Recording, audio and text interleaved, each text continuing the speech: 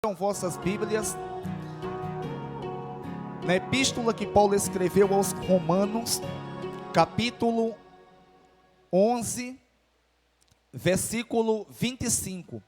Hoje, se Deus permitir, irei terminar a exposição, ou irei concluir a exposição do capítulo 11 que Paulo escreveu, da epístola que Paulo escreveu aos Romanos.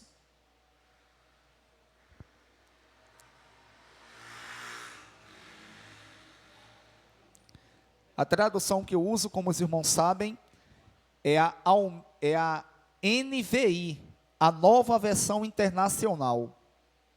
Gilberto, bota um pouquinho de grave nesse som, Gilberto. Está muito estéreo. Diz assim a palavra de Deus. Irmãos, não quero que ignore este mistério, para que não se tornem presunçosos. Israel experimentou o endurecimento em parte, até que chegue a plenitude dos gentios. E assim todo Israel será salvo, como está escrito. Virá de Sião um Redentor, que desviará de Jacó a impiedade. E esta é a minha aliança com eles, quando eu remover os seus pecados.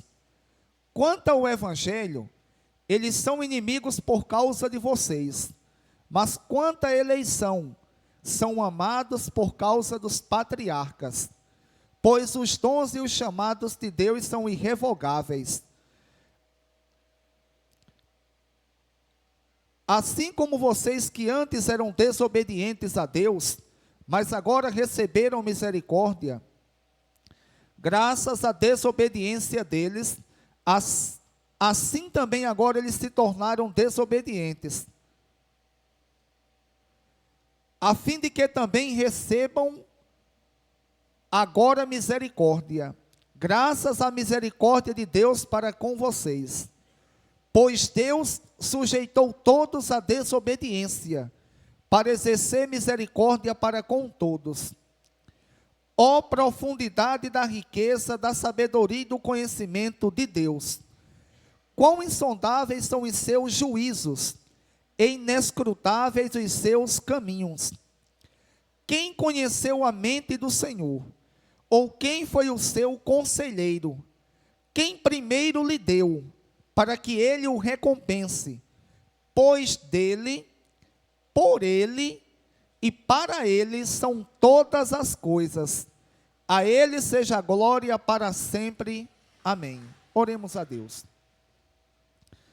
Santo Deus, eterno, poderoso, majestoso e excelso Pai, em nome do teu santo Filho Jesus, te agradeço por esse momento, Deus, que o Senhor nos concede, para estarmos aqui e assim cultuarmos ao Senhor. Deus, te peço perdão por todos os pecados que cometi.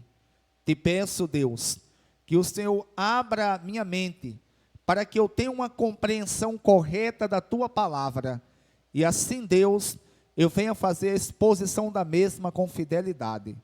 Abre cada mente que aqui está, para que possam entender a tua palavra, e assim, Deus, nós crescermos na graça e no conhecimento. Deus, assim te peço e te agradeço, em nome de Jesus, amém. Irmãos, hoje, concluindo o capítulo 11 da epístola que Paulo escreve aos Romanos, hoje nós iremos aprendermos pela palavra de Deus o quão grande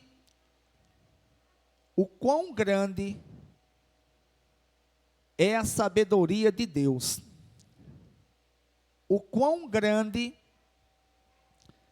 Deus, Ele em conhecimento, Ele está acima de todo e qualquer ser, até mesmo dos anjos, dos arcanjos, dos querubins, dos serafins, dessas 4 categorias de seres celestiais. O capítulo 11 da epístola que Paulo escreveu aos Romanos, na verdade, é uma conclusão de toda uma ideia que Deus, Ele ensinou-nos, desde o capítulo 9 da epístola que Paulo escreve aos Romanos. Lá no capítulo 9, nós iremos, na verdade, desde eu acho que do meio para o fim do capítulo 8, da epístola que Paulo escreve aos Romanos, Paulo ele vai falar sobre a predestinação de Deus para com algumas pessoas. E como os irmãos que aqui estavam, pelo menos a grande maioria, eu acho que, se não alguns, poucos, mas a grande maioria estava conosco, quando nós iniciamos o capítulo 9 e vimos muito a Bíblia Sagrada, ela nos falar sobre a questão de que Deus amou Jacó, odiou Esaú. E eu expliquei aqui para os irmãos que a palavra odiar, ela tem um sentido de amar menos. E como tenho explicado aos irmãos, que a palavra odiar no contexto, ou a palavra odiar no português, ela tem um significado diferente da palavra odiar no grego. A palavra odiar no português é odiar mesmo. É ter ódio mesmo. É ter ânsia. É ter não só desprezo, mas uma raiva extrema daquela pessoa. No grego não, a palavra odiar, ela tem um sentido de amar menos. E se, como disse aos irmãos, se não tivermos cuidado, nós iremos acabarmos tirando conclusões errôneas, ou seja, erradas, em relação a alguns pontos que as Escrituras vão nos ensinar, algumas coisas que as Escrituras, elas nos ensinam. E, portanto, principalmente antes de nós adentrarmos a doxologia, que são os versículos 33 ao 36, que na verdade é um hino de louvor a Deus, nós iremos ver o que Deus realmente Ele quis nos ensinar desde o capítulo 9. Versículo 25 diz assim, do capítulo 9: não quero que ignorem este mistério. Isso Paulo falando. Não quero que ignorem este mistério, para que não se tornem presunçosos. Ou seja, a palavra presunçoso, eu acho que os irmãos devem ter conhecimento. Uma pessoa presunçosa é uma pessoa que se acha mais bonito, mais inteligente, mais importante, melhor. Ele se acha o cara mais do que tudo e todos. Irmãos, que a gente não venha ter esse sentimento, viu? Que a gente não venha ter esse sentimento, apesar que é um sentimento que infelizmente é muito comum no meio evangélico. Tem pessoas que, quando eles estão com o microfone, Nossa Senhora dos desmantelados, é muita arrogância para uma pessoa só. Eu acho que até Satanás ignora uma coisa dessa. E Paulo diz: irmãos, não quero que ignore este mistério, para que não se tornem presunçosos. Paulo aqui, ele estava falando exatamente com os gentios, ou seja, com as pessoas que congregavam na igreja em Roma e que não eram judeus. Eram pessoas que pertenciam a outras nacionalidade. Eram romanos, eram persas, eram de outra nacionalidade menos judeu. E Paulo diz isso, essas pessoas tinham se convertido a Cristo. E Paulo diz isso a eles: irmãos, não quero que ignore este mistério, para que não se tornem presunçosos, ou seja, se acham melhores do que os judeus. Aí Paulo começa a desenrolar o rolo. Israel experimentou um endurecimento em parte, até que chegue a plenitude dos gentios. Irmãos, irei explicar parte a parte. Primeiro, quando Paulo diz, Israel experimentou um endurecimento em parte. Os irmãos têm aprendido aqui, pelas escrituras eu tenho explicado, que esse endurecimento que Israel experimentou, que Paulo usa o termo aqui experimentou, na verdade, é um endurecimento da parte de alguns judeus, que não foram de todos, porque lembra que Paulo diz aqui, que Israel experimentou um endurecimento em parte. Por que em parte? Porque não foram todos. Alguns judeus, nós sabemos que a minoria, eles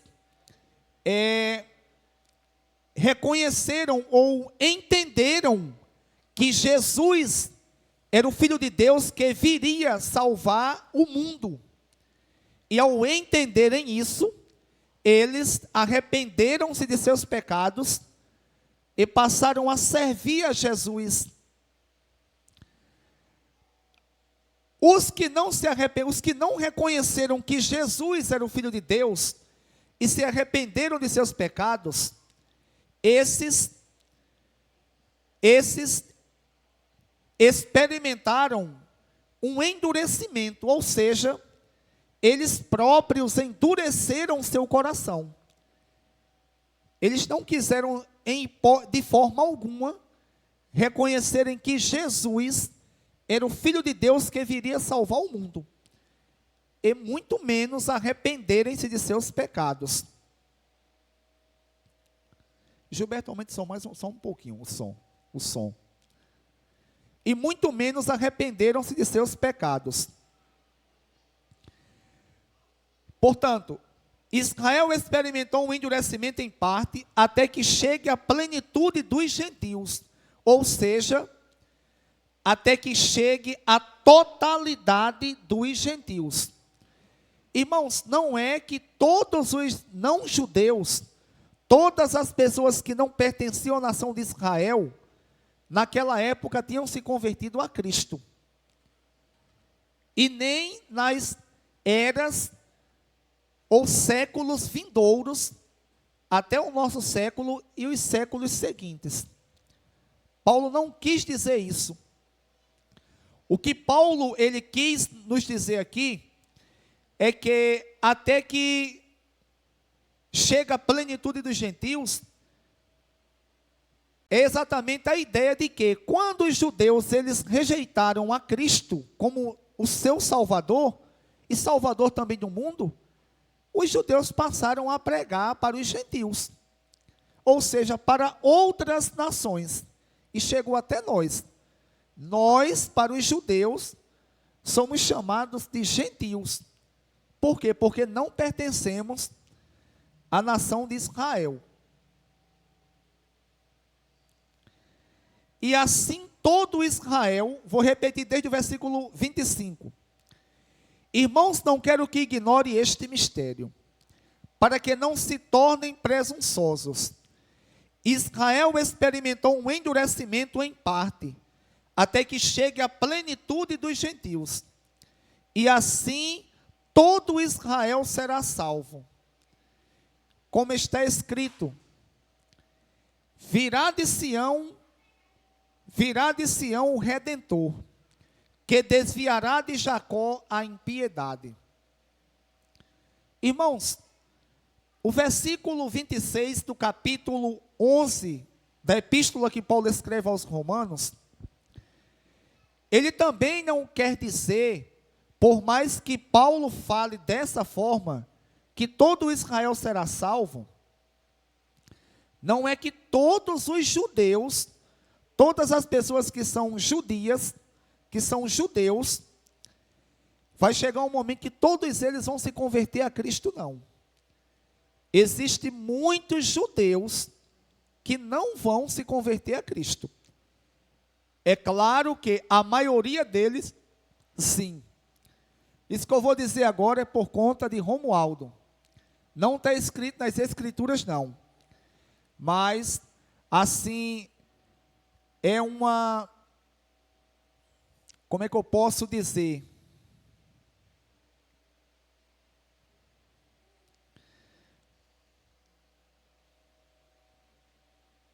É uma pressuposição minha e de alguns teólogos também. Eu acredito que o anticristo, ele será judeu. Por que o anticristo será judeu? Eu acredito assim. Alguns acreditam que não, que será árabe, será de outra nacionalidade. Por que eu acredito que será judeu? Porque o anticristo ele não vai ter um nome anticristo, não.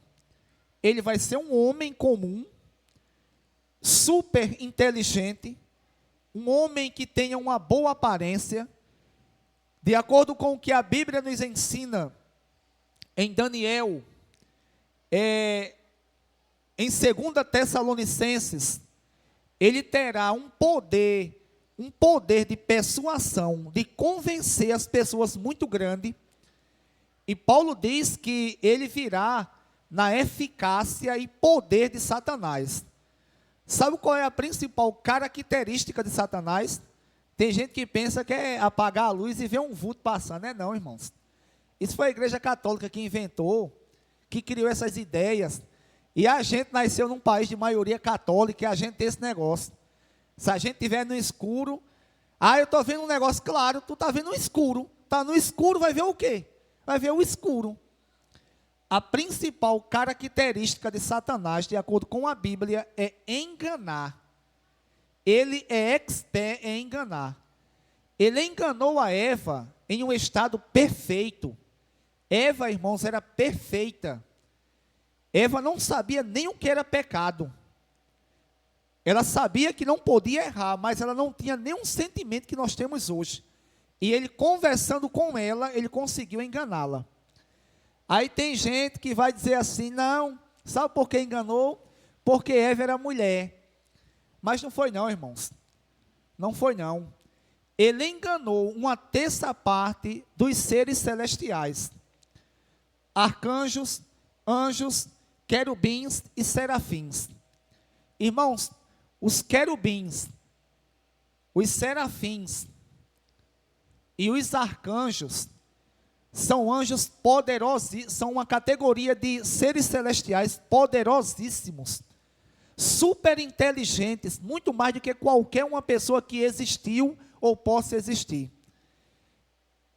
E Lúcifer, ainda como Lúcifer, ele conversando com eles, ele conseguiu convencer uma terça parte. Sabe o que é uma terça parte? De cada 3, ele convenceu um. De cada 3, ele convenceu um. E a Bíblia diz que o anticristo ele virá no poder e na eficácia de Satanás. O profeta Daniel, disse que ele terá um poder de persuasão grande. Então, por isso que eu acredito que ele será judeu. Por quê? Porque o anticristo ele vai virar e os judeus irão acreditar em um certo momento que ele será o Filho de Deus que veio à terra.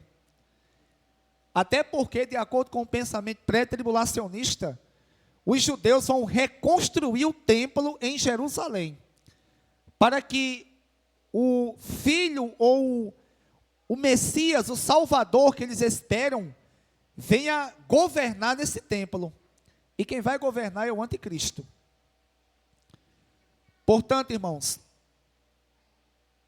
quando Paulo diz aqui, e assim todo Israel será salvo, como está escrito. não é que todo Israel, todas as pessoas de Israel serão salvas, não. Mas a grande maioria delas. E diz, como está escrito, virá de Sião um redentor, aquele que vai redimir o povo, que desviará Jacó, ou seja, Jacó, que Deus trocou o nome dele por Israel, e desviará de Jacó a impiedade. E esta é a minha aliança com eles, com quem? Com os israelitas, quando eu remover os seus pecados.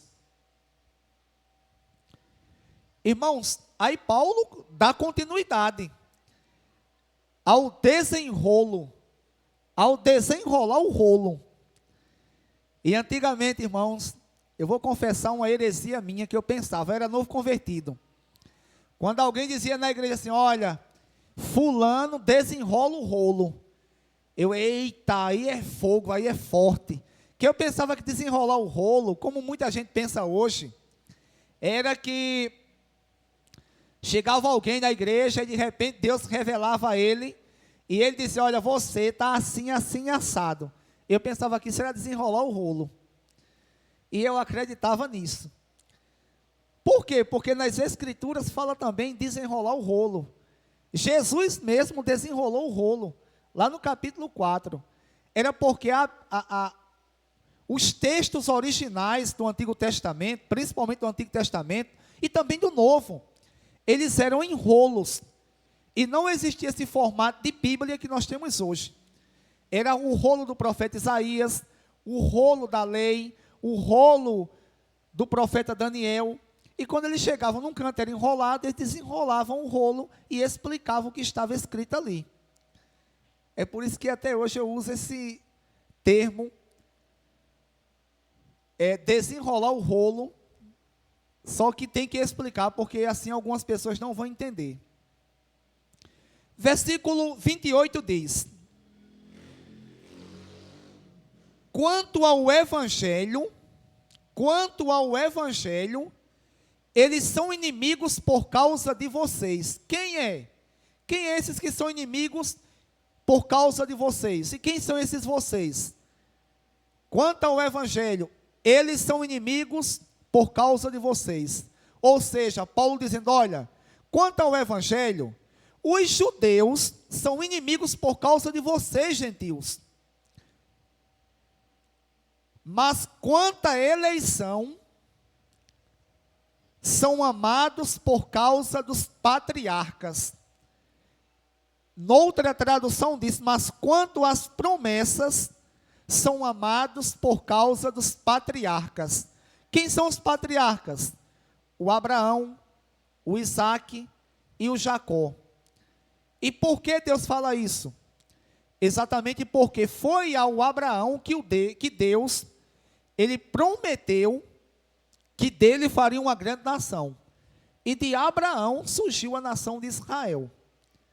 Aí é por isso que Paulo aqui diz, quanto ao Evangelho, eles que são os judeus, são inimigos por causa de vocês. Ou seja, os judeus que rejeitaram a Cristo, eles se tornaram inimigos de Deus. Lembram que no Novo Testamento, Tiago, ele diz que quem se constituir amigo do mundo, quem se fizer amigo do mundo, constitui-se ou declara-se inimigo de Deus. Portanto, aqueles que rejeitam o Evangelho, seja ele quem for, seja de qual for a nacionalidade, judeu, não judeu, que a Bíblia os chama de gentios, rico, pobre, branco, pardo, negro, ruivo, russo, seja qual for a nacionalidade, cor, classe social, ele constitui-se inimigo de Deus. É isso que a Bíblia diz.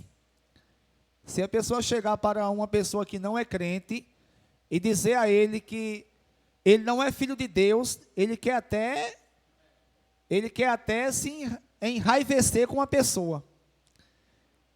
Ele quer até, como disse o nordestino, quer até se zangar. mas é o que a Bíblia diz.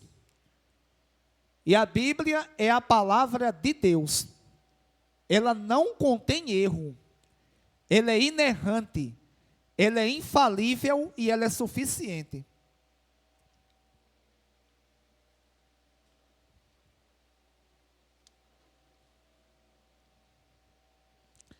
Quanto ao Evangelho, eles são inimigos por causa de vocês. Mas quanto à eleição, são amados por causa dos patriarcas. Por que são amados os judeus por causa dos patriarcas? Exatamente porque Deus ele fez uma promessa a Abraão.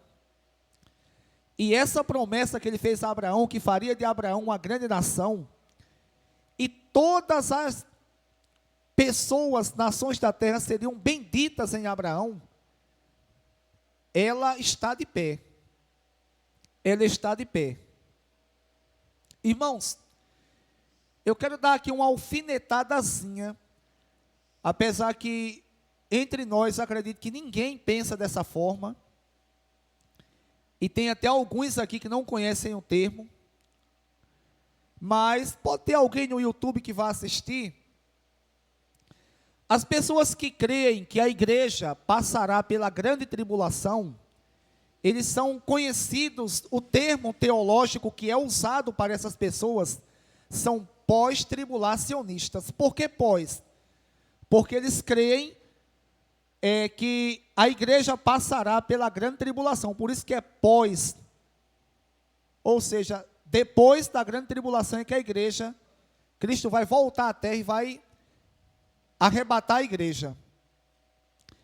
E como eu disse aqui aos irmãos na escola bíblica, quando estudamos no trimestre passado, sobre escatologia, eu disse aos irmãos que um dos pensamentos dos pós-tribulacionistas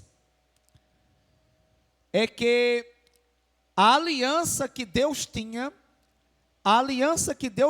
com Israel, ela foi quebrada pelo povo de Israel, quando Cristo ele veio à terra, e a grande maioria dos israelitas rejeitaram a Cristo. Portanto, eles acreditam que o Israel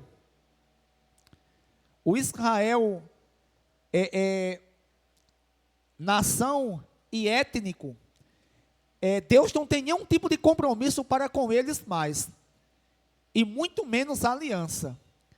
Isso é, na verdade, um absurdo, ou melhor, o caos do absurdo. Por quê? Porque a Bíblia vai dizer: quanto ao Evangelho, eles são inimigos por causa de vocês, mas quanto à eleição, são amados por causa dos patriarcas. Deus tem uma aliança com Israel, e essa aliança não foi quebrada, com a aliança que Deus fez com a igreja, ou quando Deus ele fundou a igreja, Cristo fundou a igreja. Eles dizem que com a fundação da igreja, a aliança com Israel foi quebrada. Só que isso deve estar na Bíblia, segundo Satanás, terceira pombagira, só se for. Porque na Bíblia Sagrada que nós temos não tem isso não. Isso não está escrito nem no Antigo Testamento e muito menos em um contexto do Novo Testamento. Versículo 29. Pois os dons e os chamados de Deus são irrevogáveis. Pois os dons e os chamados de Deus são irrevogáveis. Na tradução da irmã Elizabeth, fala, pois os dons e as promessas de Deus. Versículo 29. Fala como?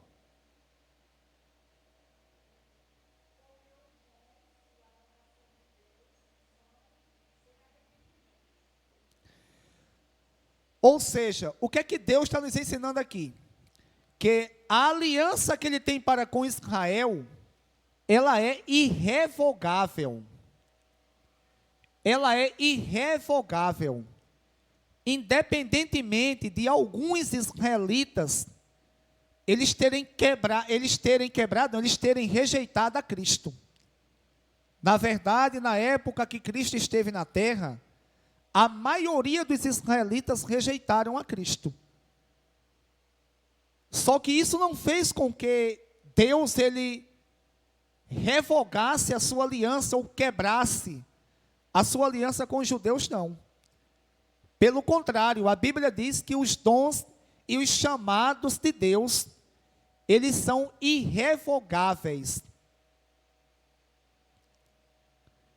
Versículo 30. Assim como vocês, que antes eram desobedientes a Deus, Paulo diz o que agora? Assim como vocês, gentios, que antes eram desobedientes a Deus, que na verdade não conheciam a Deus, a realidade é essa, de acordo com o contexto geral das Escrituras, mas agora receberam misericórdia, graças à desobediência deles. Assim como vocês, que antes eram desobedientes a Deus, mas agora receberam misericórdia, graças à desobediência deles. O que é que Paulo diz? Gentios, não judeus, assim como vocês que antes não faziam parte do povo de Deus, Pedro diz que nem povo eles eram, e agora são povo de Deus, mas agora receberam misericórdia, ou seja, não receberam o castigo que mereciam, graças à desobediência deles. Irmãos, graças à desobediência de quem? Dos gentios. Não é que foi necessário que os gentios rejeitassem a Cristo, que os judeus rejeitassem a Cristo, e quando eles rejeitaram a Cristo, já que eles rejeitaram, Cristo foi para os gentios, não. Não é isso não, como eu expliquei aqui, e que infelizmente algumas pessoas creem dessa forma. Inclusive eu fui ensinado assim, erradamente.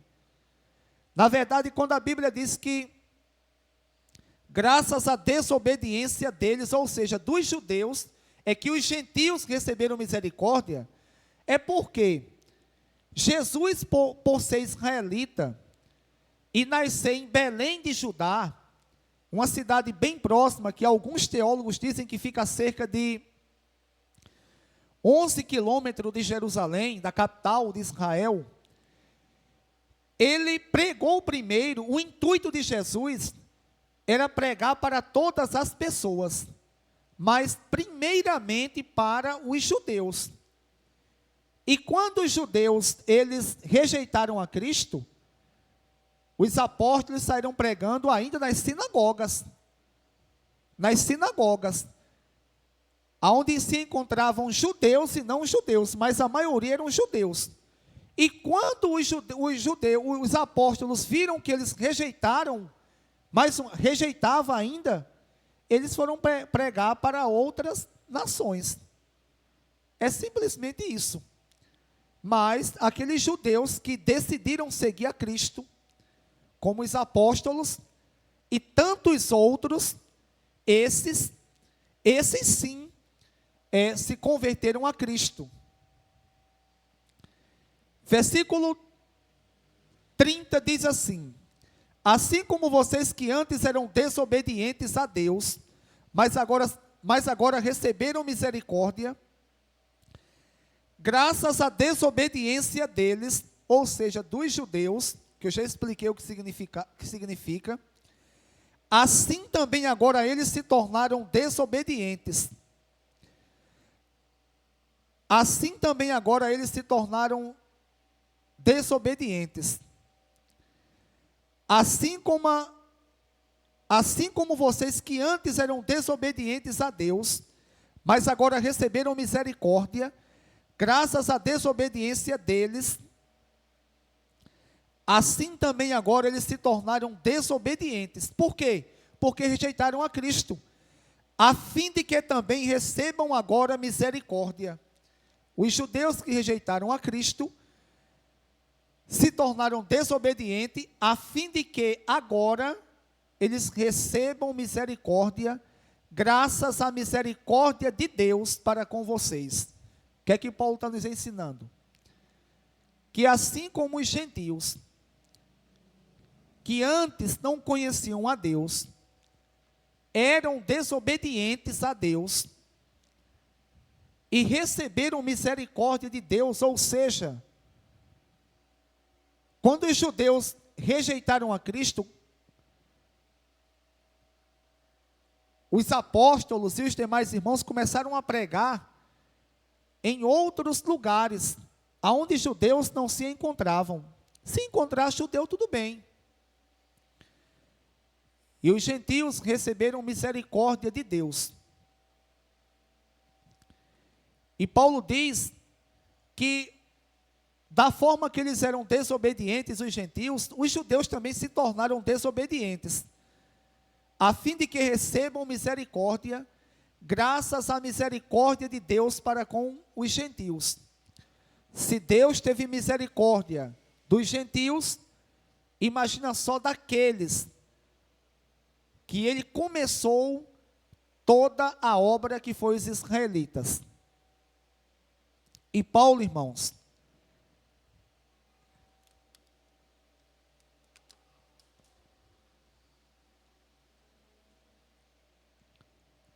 ele diz no versículo 32, que é a conclusão de tudo que Paulo, ele estava explicando desde o capítulo 9. Na verdade, desde o capítulo, da metade, do meio para o fim do capítulo 8. Diz assim: pois Deus sujeitou todos a desobediência para exercer misericórdia para com todos. Pois Deus sujeitou todos a desobediência para exercer misericórdia para com todos.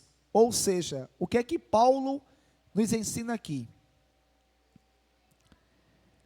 Que Deus, ele criou o homem, ele concedeu liberdade de escolha ao homem, e o homem, no caso a pessoa de Eva, ela, usando mal essa liberdade de escolha, ela pecou, como Paulo escreve no capítulo 3, versículo 23 de Romanos, aonde diz que todos pecaram e destituídos estão da glória de Deus, ou seja, e afastados estão da glória de Deus. Diante disso, todos os seres humanos que nasceram de Adão e Eva, e que irão nascer, eles estavam e estão ainda, muitos, encerrados sob o pecado, ou como Paulo ele diz, debaixo do pecado, para que Deus use de misericórdia para com todos. O fato que Deus, ele tinha escolhido um homem, e esse homem, e desse homem, surgiu a nação de Israel.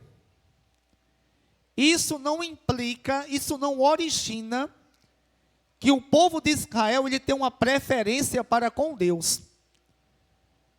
E Paulo explica isso aqui.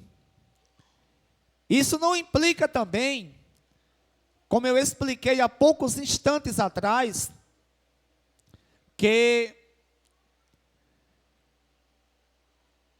os judeus, quando rejeitaram a Cristo, ou seja, a maioria dos judeus, os judeus quebraram a aliança que Deus fez com Abraão. A Bíblia não diz isso. O que a Bíblia nos ensina é que Deus sujeitou a todos, permitiu que Adão caísse, que Eva caísse. Esse pecado atingiu a toda a humanidade, para que Deus viesse usar de misericórdia para com todos. Irmãos, agora eu quero dar uma alfinetadazinha, não. eu quero dar uma espadada, que isso não é alfinetada, não, é uma espadada no coracisco, não é no coração, não é no coracisco, que eu acho que calvinista, aquele raiz, aquele que beija os pés de Calvino, aquele que se ajoelha às 4 da manhã, às 3 da tarde, igual os muçulmanos, às 6 da noite, aqueles que fazem uma prece a Calvino, que acendem uma velhinha a Calvino, esses eu acho que não tem bom coração não. Porque eles dizem que Deus, Ele escolheu uma parte da humanidade para se salvar e a outra parte Deus escolheu para não se salvar. E o guru dos calvinistas, que é o próprio Calvino, ele usa um termo, irmãos, que eu tive que recorrer ao dicionário, porque não tenho essa intelectualidade em mim ainda de saber certas palavras. Uma palavra que Calvino usou para com aquelas pessoas que Deus não quis que se salvasse, sabe o que foi? Réprobos. E eu lendo as obras de Armínio, que tem 3 volumes, eu fui pesquisar o que significa a palavra réprobos. E a palavra réprobos, ela tem vários significados. O significado mais que Calvino, que é o guru dos calvinistas, gostava de usar, sabe qual é? Sabe qual é? Detestados, odiados.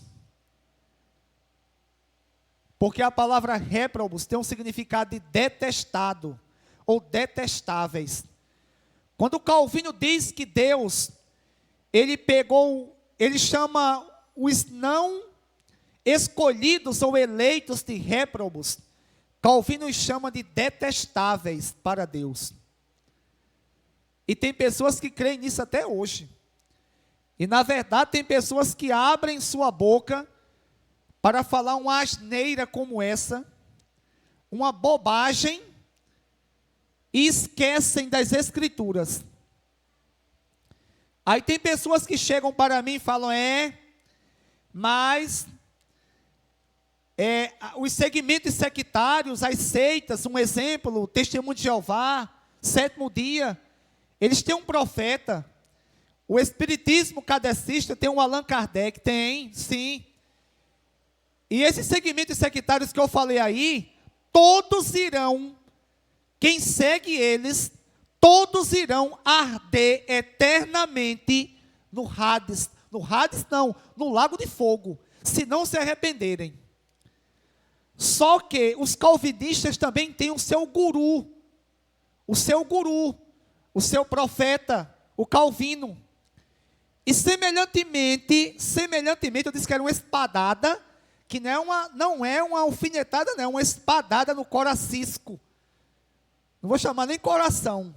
Semelhantemente aos seguidores de Ellen Gold White, ou seja, aos sabatistas, aos que congregam na igreja adventista do sétimo dia, que quando as escrituras sagradas, elas combatem algo que a Ellen White escreveu, eles preferem ficar com o que Ellen White escreveu e desprezar o que as escrituras diz. E isso nós aprendemos tanto em estudos, como também conheço irmãos, como possivelmente irá assistir o vídeo, o irmão José Carlos Cordeiro, que foi ex-diácono da Igreja Adventista do Sétimo Dia, e pela graça salvadora, remidora, redentora de Cristo, Cristo o arrancou de lá. Só que os calvinistas também são assim. Quando eles leem isso aqui, pois, versículo 32, pois Deus sujeitou todos, aqui diz todos, judeus e gentios, todos. Eita, aí é fogo, viu? Aí parece comigo quando eu me converti, que era, Anderson não lembra não, mas que Ana lembra. Quando eu me converti, eu era pregando, eu corria para aqui, corria para ali. Eu amei como quando o pastor Moisés comprou um microfone sem fio, eu doido para estrear. Na primeira dia que eu preguei, foi em Efésios. Eu dei uma carreira na igreja, fui lá no final, a igreja da Assembleia bem grandona. E eu ia pegando fogo. Maria parece que puxou eu. Puxou Maria. Irmãos, e quando eles leem isso aqui, irmãos, porque Deus sujeitou a todos, judeus e gentios. A todos. Deus não sujeitou somente a alguns, não. Sujeitou a todos debaixo do pecado para exercer misericórdia para com todos. Então, todos é todos. Por que não diz aqui que pois Deus sujeitou a todos a desobediência, para exercer misericórdia para com os eleitos? Não está escrito para com os eleitos, está escrito para com todos, e todos, é judeus e não judeus, ou seja, toda a humanidade. Porque quem foi que caiu no pecado? Quem caiu no pecado foi só uma parte da humanidade? Eu caí no pecado e algumas pessoas não? Não.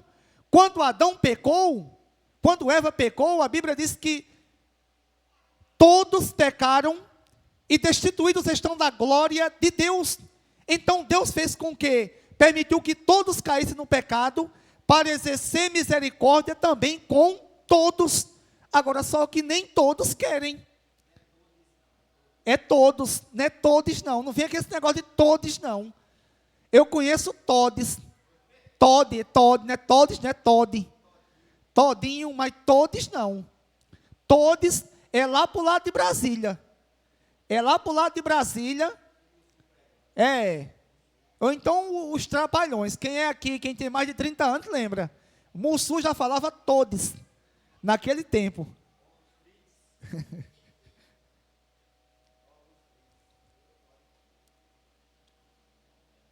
Irmãos, infelizmente, como eu tenho disse há poucos instantes atrás, alguns calvinistas dizem não, mas todos pecaram, todos foram destituídos, mas a misericórdia só é para alguns. É não, é mentira.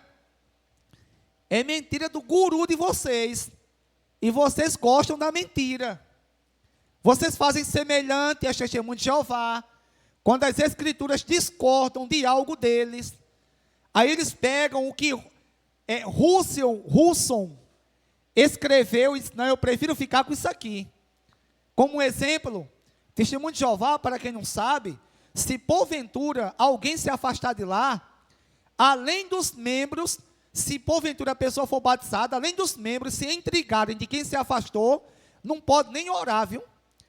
Vamos supor, se aqui fosse o salão do reino, aí se alguém se afastasse, todos se intrigavam daquela pessoa, exceto eu, que era um ancião, e vocês não podiam nem orar por eles. Não podiam nem orar. E se tivesse filho, pasmem. Fiquem espantados, que vai se espantar mesmo. Quem tem filho, Testemunho de Jeová, e se afasta, é incentivado, não por todos, mas tem alguns salão, alguns anciãos que incentivam, porque isso é ordem que vem lá dos Estados Unidos, que é onde eles têm o quartel-general, de expulsarem os filhos de casa. De expulsarem, porque é blasfemo. E, infelizmente, esses segmentos sectários, quando eles são confrontados com as escrituras, eles usam também, mas eles preferem ficar com o que o seu guru falou. E os calvinistas também, não quero colocar no mesmo nível, mas em relação a certas coisas é muito parecido. Eles preferem ficar com o seu guru Calvino. E Paulo, diante de tudo isso, irmãos, ele canta esse hino de louvor a Deus. Esses versículos, essa perícope em forma de doxologia, Paulo diz: ó profundidade da riqueza, da sabedoria e do conhecimento de Deus. O que é que Paulo quis dizer? Ó que profundidade de riqueza da sabedoria, ó que riqueza profunda, rica, da sabedoria e do conhecimento de Deus. Ó profundidade da riqueza da sabedoria e do conhecimento de Deus. Quão são insondáveis os seus juízos, e inescrutáveis os seus caminhos. Irmãos, diante de tudo isso que Paulo recebe de Deus,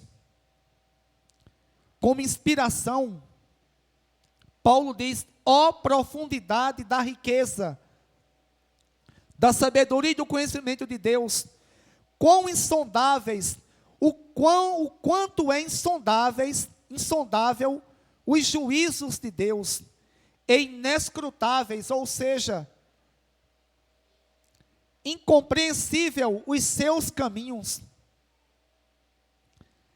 Quem conheceu a mente do Senhor? Ou quem foi o seu conselheiro? Irmãos, diante de tudo isso, Paulo, como judeu, ele começa a dizer, inspirado pelo Espírito Santo, o quão profundo e insondável e inescrutável é os juízos e os caminhos do Senhor. E ele pergunta, quem conheceu a mente do Senhor?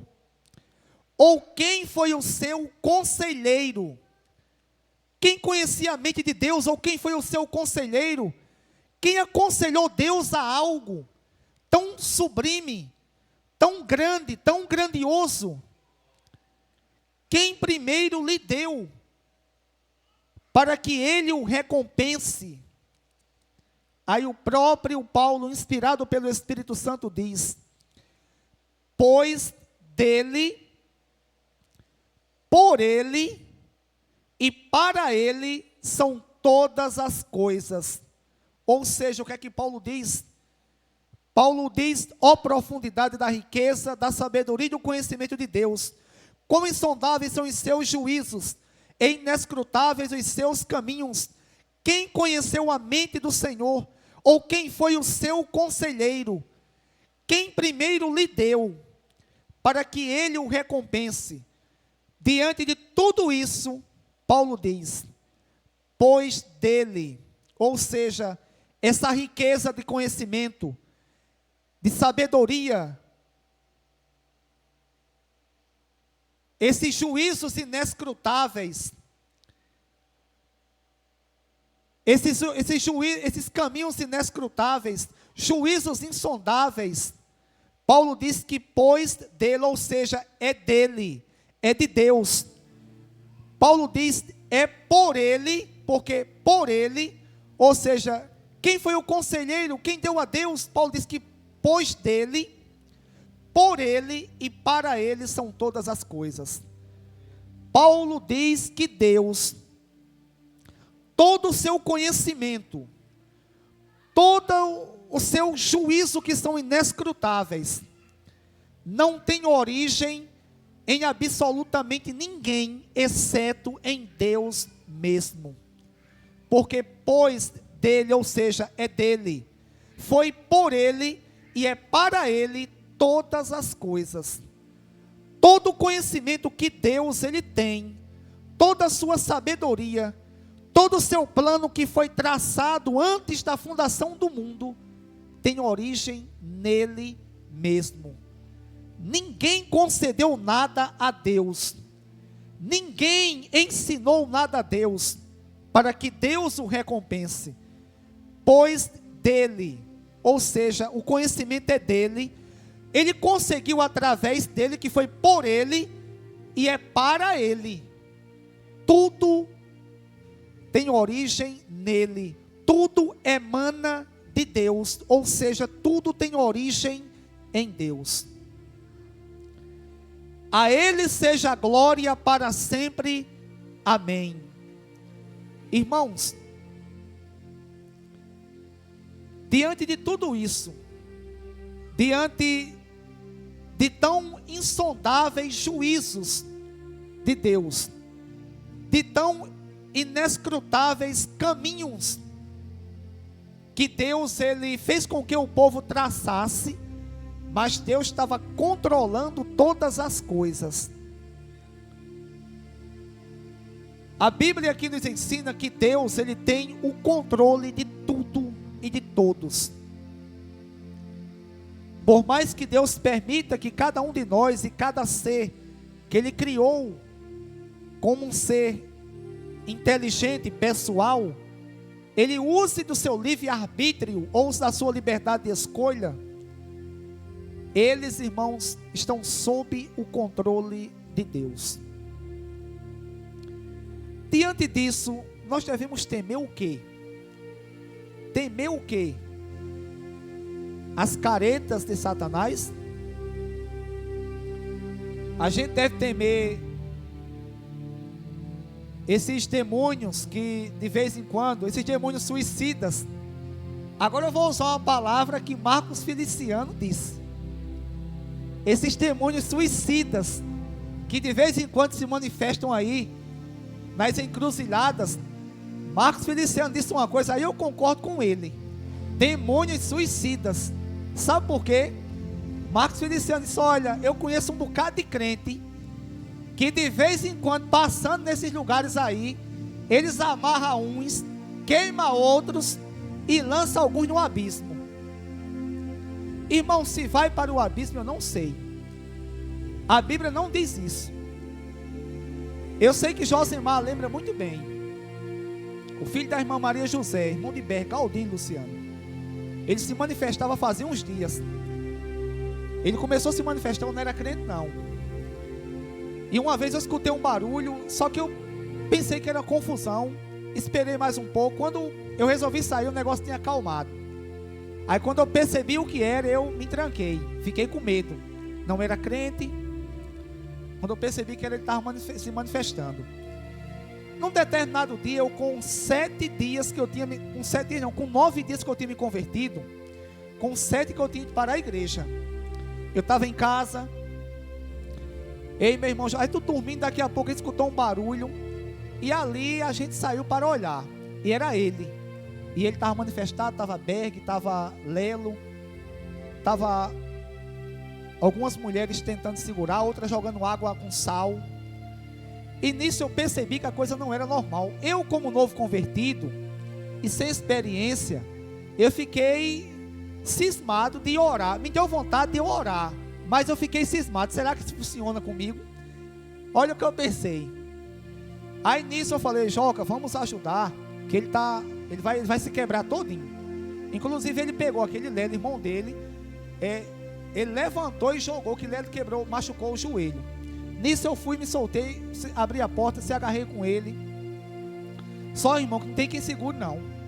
Por alguns minutos eu consegui imobilizar ele. Ele até desmaiou, mas depois ele se tornou com uma força que esse braço esquerdo aqui já estava dormente, que eu não sentia mais nada.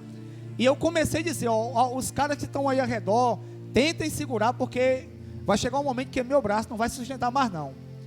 Nisso Adão, nesse tempo, era fogo puro. Adão vinha com a Bíblia na mão, que disseram a Adão lá na casa dele. Adão pegou e falou, solte ele, solte, solte, solte, solte, solte. E eu falei, Adão, não vou soltar não, que ele vai te matar. Eu disse, solte ele. Quando eu soltei, ele deu um pulo assim, pulou dos meus braços. Quando ele pulou, Adão botou a mão, ele bufo no chão. Lembram-me como hoje, esse Josimar vai lembrar que Adão falou, repreendeu e falou assim, ó. Tu tá amarrado e lançado no inferno, e tu não se manifesta nele mais não, viu? Nele nunca mais tu vai se manifestar, irmãos. Isso faz pouco mais de 14 anos, nunca mais se manifestou não. Aonde tem esse demônio eu não sei, e não quero saber não. Eu sei que Adão disse, tu tá amarrado, e nele você não se manifesta mais não. Acabou-se, nunca mais ele se manifestou. Nunca mais, para a glória de Deus. E ele não é crente não. Eu não sei para onde foi. Eu sei que Adão amarrou ele, e só se foi lá para aquele careca. Só se foi. Eu sei que nunca mais. Eu sei, irmãos, que Marcos Feliciano fala, irmãos, tem uns demônios que é suicida, que de vez em quando fica por aí, pam, pam, pulando. Quando chega um crente fogo, amarra e toca fogo nele. Amarra e toca fogo. Quem já viu aqui o cara orando por uma pessoa endemoniada e o cara falando, Jesus, toca fogo nele. Ele fica todo se trocendo, gritando. Portanto, irmãos, a gente não deve temer a nada, a ninguém e a nada, exceto temor de Deus. Deus, Ele mostra desde o capítulo 1 da epístola que Ele escreve aos Romanos. Na verdade, em toda a Escritura, a gente vai ver algo mais assim detalhado em alguns textos, em alguns livros, e principalmente no capítulo 9, 10 e 11 de Romanos, onde mostra que Deus tem controle de tudo. Os judeus, por um tempo, pensavam que eram as pessoas prediletas de Deus, e as Escrituras dizem que não, que Deus encerrou a todos debaixo do pecado. Existem hoje alguns não judeus e que são crentes que pensam que os judeus já não são um povo mais de Deus, e a Bíblia não diz isso. A Bíblia nos mostra que Deus, Ele traçou um plano, e esse plano foi perfeito, cumpriu-se exatamente da forma que Deus quis, e mostra o controle, a soberania, os juízos insondáveis de Deus, os caminhos incompreensíveis, porque muitas e muitas vezes Deus nos leva por caminhos incompreensíveis. A gente não sabe, mas Deus, por que eu estou aqui? Eu estou aqui e o negócio está ruim, mas a gente não sabe. Tem coisa que a verdade é essa, é a gente que procura. Tem problema que é nós que procuramos e a gente sofre as consequências. Agora tem coisa que Deus pega e nos leva. Eu vou levar você por aqui. Aconteceu algumas coisas comigo, como novo convertido, que eu acredito que foi porque eu procurei. Agora, existem outras que foi Deus que me colocou. E hoje, irmãos, eu acredito que tudo que eu passei como novo convertido, e principalmente no decorrer da história, ou desse pouco mais de 14 anos, tudo foi permissão de Deus e contribuiu para que Deus viesse me ensinar muita coisa.